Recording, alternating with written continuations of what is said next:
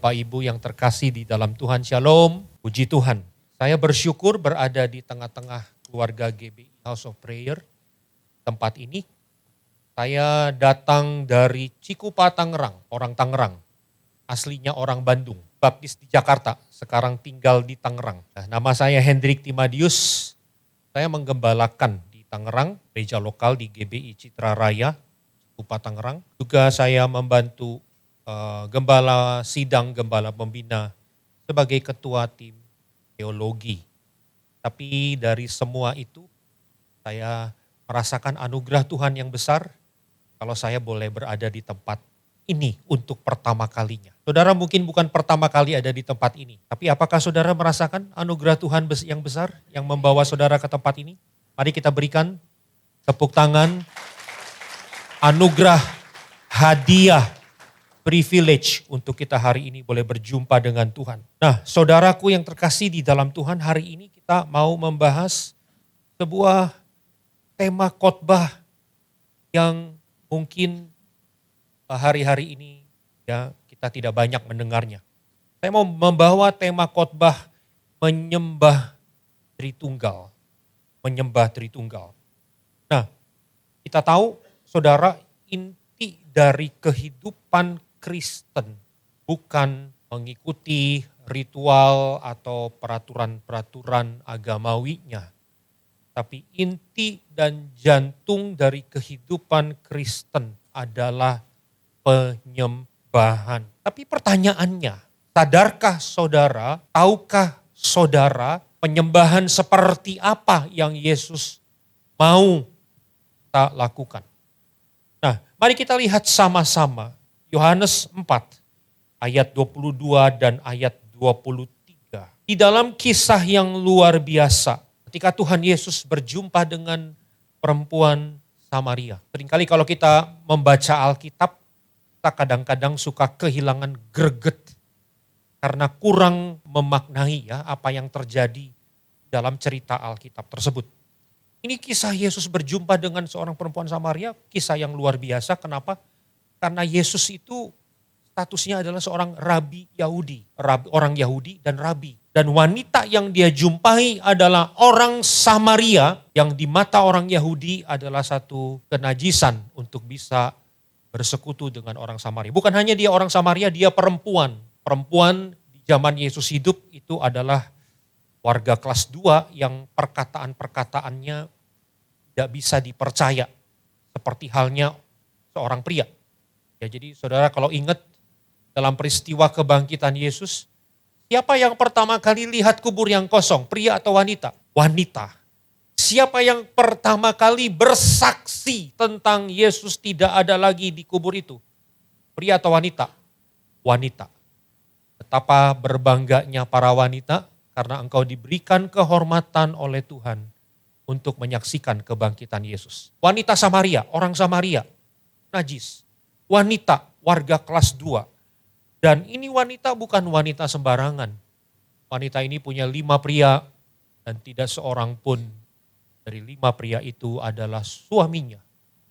Jadi ini orang penzina. Samaria, wanita penzina, ketemu dengan seorang rabi Yahudi bernama Yesus. Saudara bisa bayangkan betapa tidak mungkinnya pertemuan ini. Jadi lewat kisah ini saudara, kita berjumpa dengan Yesus yang sangat dekat dengan semua orang. Kalau dia sangat dekat dengan wanita Samaria 2000 tahun yang lalu, terlebih hari ini sangat dekat dengan saudara dan saya.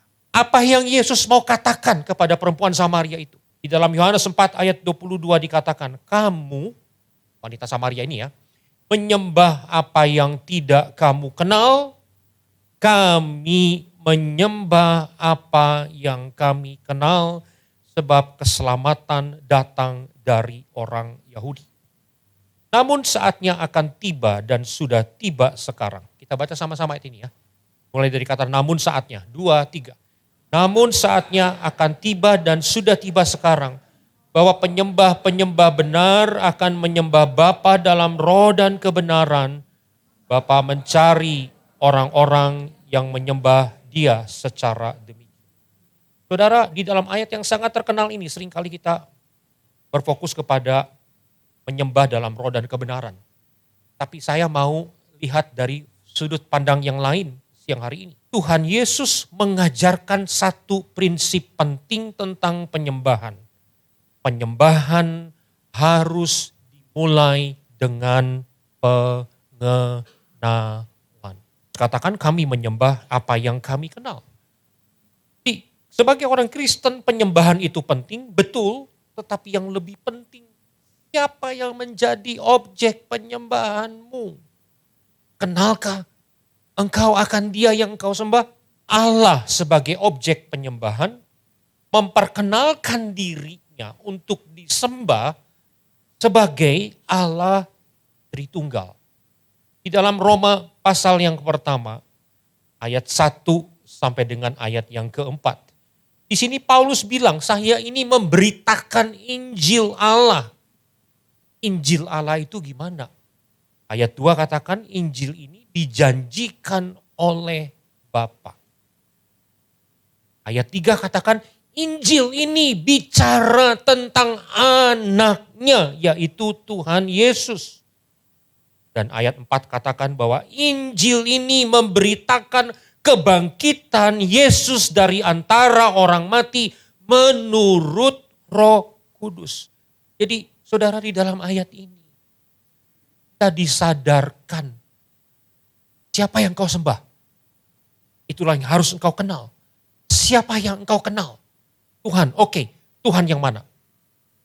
Yang kita sembah adalah Tuhan yang memperkenalkan dirinya dalam Alkitab sebagai Allah Tritunggal, yaitu Allah Bapa, Anak, dan Roh Kudus. Dan saudara bisa lihat dengan sangat jelas dalam ayat-ayat ini Tuhan menyatakan diri seperti itu, saudara. Nah, mungkin beberapa dari saudara berpikir apa pentingnya hari ini kita berbicara tentang Tritunggal. Hari ini saya akan bagi firman Tuhan di dalam dua bagian. Bagian yang pertama kita mau bicara tentang hakikat dari Allah Tritunggal. Dan bagian kedua yang lebih penting adalah menjawab pertanyaan, so what? Apa dampak dari kita mengenal doktrin Tritunggal atau kita cuek-cuek aja. Gak penting itu, Tritunggal hanya teori. Apa bedanya itu di dalam kehidupan rohani, kehidupan iman kita? Dua bagian itu kita akan bahas hari ini. Nah, saudara, yang pertama kita mau ngomongin tentang apa itu Tritunggal. Dan mungkin saudara ada yang bertanya, kenapa hari ini sampai Bapak Gembala tempat ini, Pak David, meminta saya untuk khotbahnya tentang Tritunggal. Bukan khotbah dengan tema yang lain. Saudara, satu ketika saya Gembala Suprayon, ada seorang gembala di tempat kami, salah satu cabang di tempat kami di Tangerang. Ibu gembalanya ini fotokopi materi untuk sekolah minggu di gereja. Dia datang ke tempat fotokopi, mau fotokopi beberapa lembar. Tukang fotokopi ini menyadari, ini yang minta fotokopi adalah orang Kristen, kelihatan dari apa yang difotokopi. Dan sesudah fotokopi selesai, tiba-tiba si tukang fotokopi bicara sama ibu gembala ini. Bu orang Kristen kan ya? Nah gitu kan ya. Tolong Bu, banyak bicara, Ibu banyak ajarkan tentang Tritunggal kepada orang Kristen. Karena saya sudah lihat ada banyak orang Kristen yang bergeser imannya gara-gara tidak memahami atau mungkin lebih tepat tidak mengenal Allah Tritunggal. Apa itu Allah tiga, lama-lama bingung, lama-lama imannya goyah. Ini tukang fotokopi loh saudara. Tapi saya percaya yang ngomong itu adalah Tuhan lewat mulut tukang fotokopi disampaikan kepada Ibu Gembala, disampaikan kepada saya dan saya hari ini menyampaikan kepada saudara. Doktrin Tritunggal menentukan apakah engkau akan tetap berdiri sekali Yesus tetap Yesus sampai selama-lamanya atau pijakan kita goyah nih gara-gara tidak mengenal Tritunggal. Saudara, karena itu mari kita sama-sama dengan cepat melihat apa sih yang dimaksud dengan Tritunggal. ada 3 karakteristik dari Tritunggal. Pengertian tentang Tritunggal itu ada 3. Yang pertama, Tritunggal berarti hanya ada satu Allah. Sesuai dengan sila pertama dari Pancasila, ketuhanan yang Maha Esa. Saudara, Alkitab juga berkata di dalam Ulangan pasal 6 ayat yang keempat. Dengarlah hai orang Israel, Tuhan itu Allah kita, Tuhan itu Esa. Pada waktu Israel hidup, pada zaman itu saudara, tetangga-tetangga Israel, ada Kanaan, ada Mesir, ada Aram, semuanya itu punya banyak Allah. Jadi Israel hidup dengan iman yang sangat unik, tetangganya semua punya banyak Allah, tetapi bagi Israel Tuhan itu Esa. Dan demikian pula bagi kita hari ini. Tapi masalahnya orang zaman dulu punya banyak Allah dalam arti ada dewa A, dewa B, dewa C. Sekarang kita mungkin sudah tidak kenal lagi dewa-dewa itu. Tapi yang namanya berhala bukan hanya dewa. Berhala bicara siapa yang kamu sembah sungguh-sungguh di hatimu. Uangkah? Kedudukankah? Cintakah? Apa yang paling kau sembah? Itulah sebenarnya Allahmu.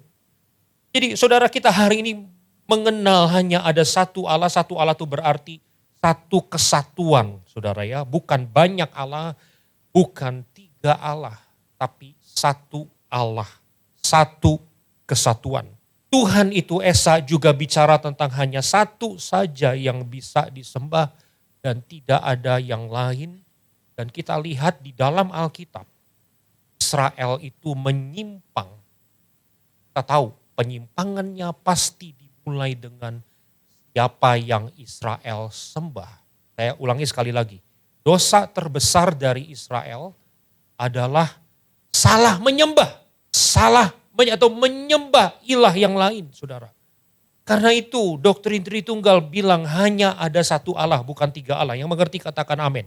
Yang kedua, karakteristik dari Tritunggal adalah satu Allah tetapi di dalam 3 pribadi. Kita sering dengar kata-kata 3 in 1.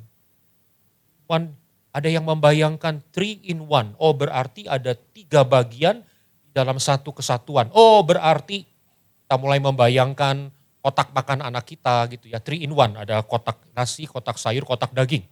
Oh, satu kotak ada 3 bagian. Oh, kalau begitu Tuhan juga 3 in 1 kayak begitu ya.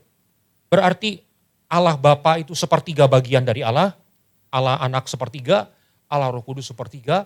Kalau mereka bersatu, sepertiga tambah sepertiga tambah sepertiga jadi satu Allah. Salah. Bapa adalah Allah sepenuhnya. Bapa bukan sepertiga Allah. Anak adalah Allah sepenuhnya. Anak bukan sepertiga Allah. Roh Kudus adalah Allah sepenuhnya. Roh Kudus bukan sepertiga Allah. Demikian juga ketiga pribadi ini, yaitu Bapa, Anak, dan Roh Kudus berdiri sejajar. Bapa bukan Allah bos. Anak bukan dan Roh Kudus bukan Allah yang disuruh-suruh gitu ya. Allah bos dan Allah pesuruh. Kenapa kita memakai pola pikir manusia untuk mencoba untuk memahami Tuhan? Dalam 3 pribadi yang sederajat dan ketiga pribadi tersebut masing-masing adalah Allah. Yang ketiga, saudara, terkait Tritunggal, tadi dikatakan hanya ada satu Allah dalam 3 pribadi yang sederajat. Dan tiap pribadi adalah unik. Unik artinya berbeda. Unik artinya punya ciri khas. Karena itu Bapa bukan Anak, Bapa bukan Roh Kudus, Anak bukan Roh Kudus. 3 pribadi yang unik, berbeda. Nah, saudara, hati-hati, ada sebuah ajaran yang menyimpang yang sudah ada sejak dari 2000 tahun yang lalu. Ajaran itu bicara begini, saudara ya. Oh, kamu bingung ya? In one kayak apa ya? Ini saya jelasin ya. In one tuh kayak gini. Satu ketika Allah pakai topi. Topinya topi Bapak. Nah, dia jadi Bapak tuh. Nanti besoknya dia ganti topi. Topinya tulisannya Anak. Nah, dia jadi Anak tuh. Besoknya lagi dia ganti topi Roh Kudus. Jadi satu pribadi Allah gonta-ganti topi Bapa, Anak, dan Roh Kudus. Kayak saya hari ini, saya sebagai pengkhotbah hari ini, malam-malam saya berhenti berkhotbah, saudara, saya kumpul dengan anak dan istri. sebagai ayah gitu ya. Besok pagi saya tugas lagi ngajar sebagai dosen. Satu pribadi Hendrik Timadius, khotbah, ayah, dan dosen. Dan saya mau bilang, ini pemahaman yang salah. Itu ajaran menyimpang. Sudah ada dari 2000 tahun yang lalu, gak tahu sampai hari ini masih hidup ya. Nah saudara, jadi sekali lagi apa itu Allah Tritunggal? Kalau kita lihat di dalam gambar ini, itu adalah satu Allah dalam 3 pribadi yang sederajat. Dan tiap-tiap pribadi adalah luar biasa enggak Tuhan kita? Ada enggak yang seperti ini? Allah yang banyak? Banyak. Ada enggak yang seperti ini? Tidak ada. Hanya di dalam iman Kristen kita menemukan keindahan, kekudusan, dan kemuliaan seperti yang kita lihat di dalam Allah Bapa, Anak, dan Roh Kudus. Nah bagian kedua yang lebih penting adalah so what? 3 pribadi, 2 pribadi, atau 1 pribadi saja. Ada ajaran namanya Jesus only. 1 pribadi saja. Allah hanya 1 pribadi, yaitu Tuhan Yesus Kristus. Tuhan itu Bapa, Yesus itu Anak, Kristus itu Roh Kudus. Kira-kira gitu saudara. Cuma 1 pribadi. Dan masih beredar di luar sana. Pertanyaannya, bedanya apa? 1 pribadi, 2 pribadi, 3 pribadi. Saya mau kasih tahu bedanya hari ini. Tidak ada penyembahan yang sejati, tidak ada penyembahan yang asli, tidak ada penyembahan yang benar tanpa Tritunggal. Bukankah tadi kita lagi bicara, kita lagi mendengarkan perkataan Yesus bahwa kami menyembah Allah yang kami kenal. Dan saya mau bilang tidak ada penyembahan tanpa mengenal Allah Tritunggal. Ini bagian yang kedua, ini yang penting untuk kita. Jadi kalau kita tidak mengenal Tritunggal, berarti kita tidak menyembah Tritunggal, berarti penyembahan kita itu kemana ya? Tuhan kepada siapa itu? Oke. Nah, jadi mari kita lihat, saya mau jelaskan ini aplikasi di dalam kehidupan kita orang Kristen yang menyembah Tuhan. Tidak ada penyembahan tanpa Tritunggal. Tidak mungkin kita menyembah tanpa Tritunggal. Kenapa begitu? Saudara, karena yang pertama, pribadi Bapa. Bapa itu dikatakan adalah pribadi yang mencari penyembah. Yohanes 4 ayat 23, sebab Bapa mencari orang-orang yang menyembah Dia secara demikian. Bapa mencari penyembah. Saudara tahu inti kekristenan? Agama-agama berbicara tentang, agama secara umum berbicara tentang apa? Bahwa manusia berupaya mencari Tuhan, menggapai Tuhan. Tetapi saya punya kabar baik siang hari ini. Kekristenan bukan bicara tentang manusia yang pertama kali mencari Tuhan. Kekristenan bicara tentang Tuhan yang mencari dan menggapai manusia. Mari yang bangga boleh berikan tepuk tangan buat Tuhan yang seperti, tidakkah itu luar biasa saudara? Tuhan yang pegang inisiatif. Bapa yang mencari penyembah. Kita pikir kita yang susah payah, kejar Tuhan. Memang betul kita harus kejar Tuhan gitu ya. Tapi kejar Tuhan tanpa mengenal Tritunggal. Kita kejar yang mana itu? Bapa mencari penyembah. Ketahuilah, saudara bisa menyembah Tuhan di tempat ini hari ini. Tidak mungkin terjadi kalau bukan Bapa yang mencari engkau. Luar biasa. Luar biasa. Tidak ada penyembahan tanpa Tritunggal. Yang pertama karena ada Bapa yang mencari penyembah. Yang kedua, karena ada anak yang memimpin penyembah. Bisa masuk ke ruang kudusnya Tuhan dan di ruang kudus Tuhan bisa berjumpa dengan Tuhan. Itulah yang dikatakan di dalam Ibrani 7 ayat yang ke-25. Karena itu ia sanggup juga menyelamatkan dengan sempurna semua orang yang oleh dia, oleh Yesus, datang kepada Allah sebab ia hidup senantiasa untuk menjadi pengantara mereka. Jadi tidak ada orang yang bisa mencapai Bapa kalau tidak dipimpin dan dituntun oleh anak. Saudara tahu ketika Israel waktu itu pengen ketemu dengan Tuhan, Israel punya yang namanya kemah. Dalam kemah itu ada halaman, ada ruang kudus, dan ada ruang maha kudus. Halaman ada beberapa orang yang bisa stay di situ, orang Lewi, beberapa orang. Masuk ke ruang maha kudus hanya imam yang bisa masuk. Masuk ke ruang maha kudus. Tebak, ada berapa orang yang bisa masuk ruang maha kudus? 1 orang saja, 1 tahun sekali. Ruang maha kudus ada tabut yang melambangkan Tuhan hadir. Tapi hanya 1 orang dari jutaan orang Israel, hanya 1 orang dan 1 tahun sekali yang bisa berhadapan dengan tabut, berjumpa dengan Tuhan. Saudara, hari ini bukan hanya 1 orang yang bisa masuk ke ruang maha kudus, tetapi semua orang, kita semua bisa masuk ke ruang maha kudus, kita semua bisa merasakan hadirat Tuhan, kita semua bisa ketemu dengan Bapa karena ada Tuhan Yesus yang memimpin kita semua. Mari berikan tepuk tangan. Wow, haleluya. Jadi jangan minder jadi orang Kristen ya. Kadang-kadang, wah kalau Bapak Pendeta itu kayaknya gampang banget merasakan Tuhan. Wah, tapi kalau kita agak sulit kali ya karena kita bukan pendeta. Enggak begitu, saudara. Kita semua bisa ketemu dengan Tuhan, bisa merasakan hadiratnya karena kita oleh Tuhan Yesus. Sekali lagi, tidak ada penyembahan yang sejati tanpa pengenalan akan Allah Tritunggal. Tidak ada penyembahan tanpa Tritunggal.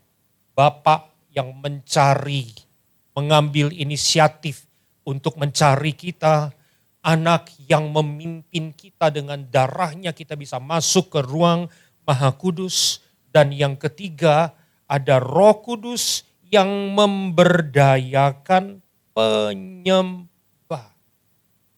Roma 8 ayat 15 katakan, sebab kamu tidak menerima roh perbudakan yang membuat kamu menjadi takut lagi. Oke? Mulai dengan kata tetapi, mari kita sama-sama baca firman Tuhan ini. 2, 3. Tetapi kamu telah menerima roh yang menjadikan kamu anak Allah. Oleh roh itu kita berseru, ya Aba, ya Bapa. Tidakkah ini luar biasa? Saudara, seringkali orang-orang punya permasalahan sejuta umat. Salah satunya adalah sulit merasakan hadirat Tuhan. Sulit menyembah. Apalagi kalau di dalam permasalahan yang besar. Saudara, sebagai gembala, seringkali saya melakukan konseling dengan orang-orang yang sudah menikah, dengan anak-anak muda yang biasanya anak-anak muda permasalahannya dengan calon pasangan hidup. Saudara, saya menemukan kesamaan dari beragam jemaat yang konseling dengan saya. Ketika saya tanya, bagaimana dengan kehidupan doa dan penyembahanmu? Bagaimana dengan saat teduhmu? Bagaimana dengan pembacaan Alkitabmu? Mereka akan jawab begini, Pak, saya lagi masalah. Saya gak kepikir, udah gak bisa doa lagi. Boro-boro mau nyembah. Baca Alkitab gak jelas nih baca apa gitu ya. Udah gak bisa lagi baca Alkitab. Udah gak punya lagi kerinduan untuk menyembah. Kenapa? Karena lagi ada di dalam masalah yang besar. Saudara, perhatikan baik-baik. Masalah di dalam kehidupan kita seringkali membuat kita lupa bahwa kita punya Allah Tritunggal, kita punya Bapa yang mencari kita punya Yesus yang memimpin kita, dan kita punya Roh Kudus yang membawa kita, memampukan kita untuk datang kepada Bapa. Apapun kondisimu, senang atau susah, baik atau buruk, ada Roh Kudus yang memberdayakan kita untuk bisa cari Bapa, untuk bisa panggil Bapa. Luar biasa. Tidak ada penyembahan tanpa Tritunggal. Semua yang menyembah perlu Tritunggal. Kita perlu Bapa, kita perlu Tuhan Yesus, dan kita perlu Roh.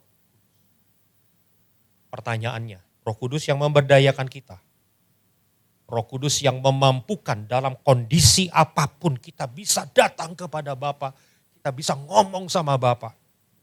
Roh Kudus itu ada di mana, saudara? Saudara pengen tahu alamat Roh Kudus? Saya kasih tahu alamatnya hari ini.